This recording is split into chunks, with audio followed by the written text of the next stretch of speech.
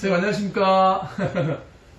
네. 지금 맛있는 차 드시는 것 같은데요, 선생님? 네. 선생님 오늘 제가 궁금한 거는요. 네. 그 연금하다 이런 얘기를 저는 몇 번 들어봤는데 연금하다와 그 연금한 제자 그게 정확히 무슨 말인지 전 잘 몰라가지고 아마 저도 모르죠. 아마 우리 많은 시청자분들도 모를 것 네. 같아서 그 연금한 거에 대해서 예.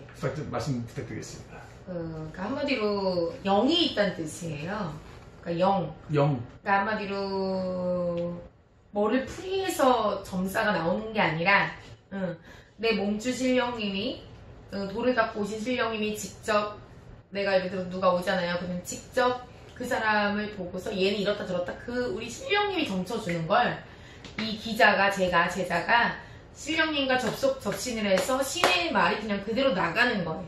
이게 연금제자인데 그럼 말만 한다고 다 연금하냐? 그게 아니라 그게 앞일이 맞아 떨어지는 거죠. 실제로 일어난다 이 말이에요. 예언을 한다 이 말이에요. 미래를 예언한다. 네. 네. 그래서 어떤 경우가 있냐면 우리 같은 기자들 중에 예를 들어서 우리가 말한다고 해서 그걸 공수라고 얘기하지 않습니다. 말한다고 해서 말문쳤다 그러면 말문한 사람 이 세상에 어딨어. 그죠? 근데 그게 앞을 보는 앞을 예언하는 예언을 했냐 안 했냐 그 예언이 맞았냐 안 맞았냐에 따라서 이 기자가 연금하다 아니다가 이게 판가름이 나요. 네. 그랬는데 거기에는 우리가 간혹 가다가 이제 어떤 경우가 있냐면 저 같은 애동 기자가 연금과 연금하지 않은 건 어떤 식으로 구분이 되냐. 네. 그렇죠. 그게 하이라이트입니다. 그게 오늘. 그죠? 네. 예를 들어서 저 같은 애동 기자가 예를 들어가지고 유튜브를 찍었든 블로그를 냈든 어떤 식으로든 뭐 이게 광고성이 홍보성이 돼가지고 모객을 하는 거 모객 신도를 모객하는 거는 쉬워요. 그죠? 근데 목걸이 점사라도 봐가지고 그 일을 했단 말이에요. 구슬 했다 이 말이에요. 그랬을 때 우리 같은 애동 기자들이 한 6개월에서 1년 정도는 누구나 다 얼굴만 조금 봤을 때 얼굴만 조금 이렇게 미모가 좀 예를 들어서 좀 되고 예를 들면 아니면 좀 말빨 좀 되고 말도 잘하고 예를 들면 뭐 그런 게 된다 그러면은 6개월에서 1년 정도는 누구나 다 모객도 하고 굿도 띄고 막 다 나가요. 툭툭빵빵. 근데 한 1년 정도가 지나면 어떤 현상이 있냐 한마디로 AS가 들어오지. 컴플레인. 그죠? 예를 들어서 이거에 대해서 뭐 결혼을 뭐 시켜달라 아니면 또 엄마 아빠가 아팠는데 낫게 해달라 그렇잖아요. 네. 우리가 다 사람이 사정이 다 달라서 바라는 게 다 다르잖아요. 우리 애가 시험에 합격하게 해달라 뭐 조상에 이런 산소바람이 불어서 우리 애들과 미쳐있는데 그걸 잡아달라 여러 가지가 있잖아. 누구나 다 한 그런 성부를 보는데 6개월 정도는 누구나 기다려줘요. 6개월이요? 신도들이 6개월 정도는 좀 늦어지나 보다 하고도 그렇죠. 자기 생활하다 보면 잊어버리고 가. 근데 1년이 가도 안 돼. 예를 들어서. 안 되고 틀리고. 그렇지. 그러니까 안 된다 이 말이야. 내가 바랬던 걸 이루어지지 못했다 이 말이에요. 근데 그 안에 변수가 있을 수 있죠. 집안에 상문이 들었다든지 따라든 상문이 있다든지 예를 들면은 뭐 예를 들면 여러 가지 변수가 있을 수 있는데 그것조차도 신령님이 시키는 대로 했는데도 6개월이나 1년이 지나도 그 성보를 못 봤다 이거예요. 근데 그 사람들이 누적이 되겠죠 그러면. 그렇죠. 한 사람이 아니라. 한 사람, 두 사람, 세 사람 쌓이겠죠. 그게 사이즈 누적이. 말도 많아질 테고요. 예, 그러면 거기에서 한두 개 정도 이렇게 됐을 때는 몰라. 근데 이렇게 막 쌓이면 우리 같은 기자들이 관제가 걸릴 수도 있고 막힐 수도 있어요. 신령님한테 벌점을 받기도 해 사실은.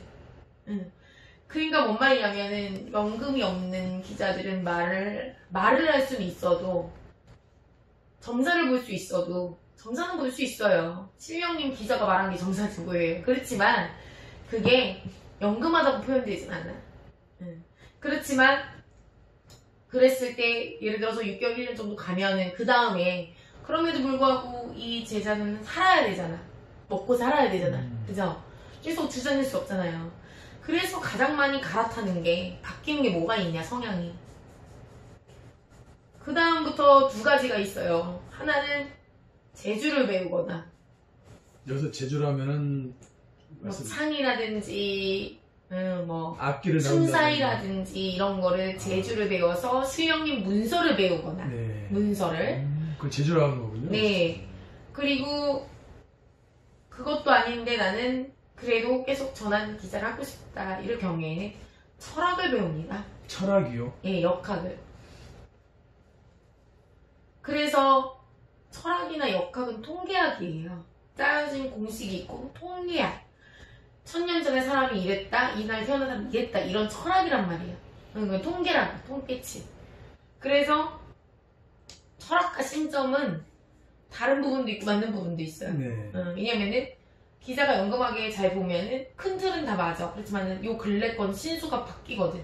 인간의 변수가 너무 많으니까. 그잖아요. 그렇죠. 그래서 그 다음에 우리 같은 기자들이 제일 많이 바뀌는 경향이 철학을 보고 관상을 보고 관상, 철학 관상. 네, 손금을 보고 손금.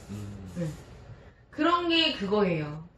그래서 말을 할 때 보면은 뭔 살이 있다 던가 살이 있다. 네. 살은 뭔 이렇게 살, 뭔 살, 뭔 살. 무서운 거지 않습니까? 살이라는 걸 일단 듣기에 이렇게. 근데 뭐 이제 아무튼 네. 근데 그게 이제 타고난 사주에 있는 거니까 먼 살 있다, 먼 살 있다 뭐 이렇게 살을 물고 늘어지죠. 네. 살이 꼈다, 뭐 이렇게. 네.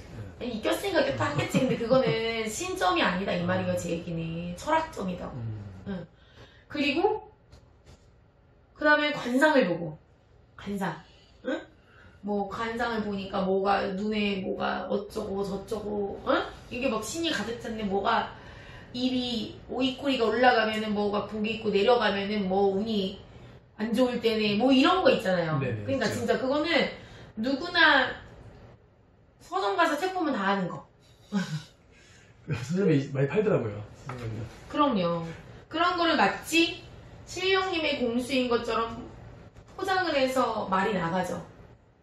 신령님의 공수가 나가는 것처럼. 근데 우리는 알아보죠. 말하면은 저게 신점인지 철학점인지 배운 점인지 또 앉아서 막 이걸 막 이렇게 막 짚어요. 이렇게 하고서 응? 뭐 오갑이네 육갑이네 앉아서 막 이렇게 손가락으로 이래요. 막 이러면서 오갑이네 육갑이네 이런 걸 막 짚어요. 그게 결국은 철학이에요. 그게 뭐 무속에 뭐 육갑신령님이 뭐 있는 건 사실인데 결국에는 이 안에서 먼 살 이렇게 하고 따지거든 이게. 결국에는 이게 철학. 근데 이거를 철학책에도 봐도 이런 게 있어요 실제로. 그게 뭐 서점 가서 보면 다 있어요. 네네. 일반인들도 그것만 보면 다 아는 얘기야. 그래서 이제 그래서 그 다음에 이런 걸 배워서 그게 마치 신령님의 공수같이 포장을 해서 그렇게 해서 말하다 보면은 근데 나오죠. 뭐 물이 어쩌네 토가 어쩌네 네 운이 뭐가 이랬네 저랬네 요래해서 이럴 때 누가 죽을 수밖에 없었네 이렇게 말이 나가죠 그게. 그래서 그거는 이제 대부분 보면 참 이거는 제가 말하기는 어려운 얘기지만 실제로는 우리 같은 기자님들이 연금하게 예를 들면 그 6개월이나 1년 시간이라는 그 시간 동안 자기가 신령님과 자꾸 접촉접신을 하고 내가 막 영을 막 끌어올리고 키웠으면 그런 일이 없는데 일이 바쁘고 뭐가 하다 보니까 그러지는 못하고 그런 시기 놓쳐버리고 그잖아요. 그럴 때 가장 많이 기자들이 배우는 게 철학점이에요. 물론 그 안에 몇 마디는 신령 공수가 있을 수 있지. 그냥 기본 바탕을 철학의 베이스를 두고 가. 왜?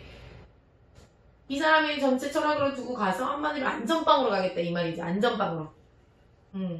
이 사람 평생 사주를 이렇게 놓고 막 이 틀 안에서 움직이어서 안전빵으로 가겠다. 그래서 한마디로 이제 제가 일을 할 때 어떤 경우가 있었냐면 선생님이 전라도에서 일을 하는데 들어오셔가지고 남자 법사님이 출근을 다 하고서 내가 신령님 공주를 막 주고 있는데 제가 댁을 앉혀놓고 이 철학점을 봐주고 있는 거예요.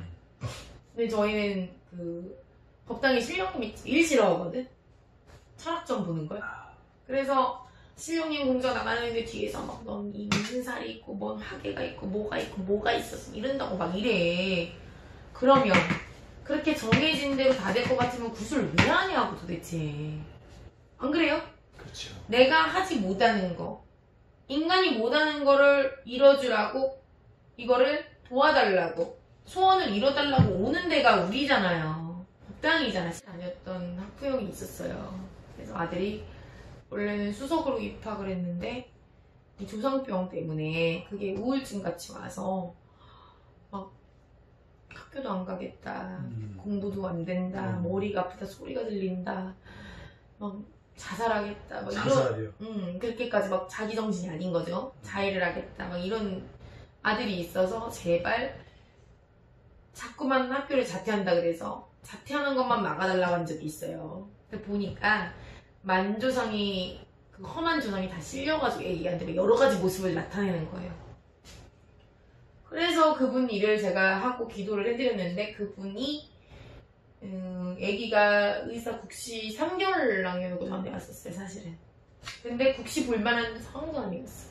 워낙 심해서 결국에는 지금은 그 3개월 만에 의사 국시를 합격을 해서 인턴 생활을 하고 있죠.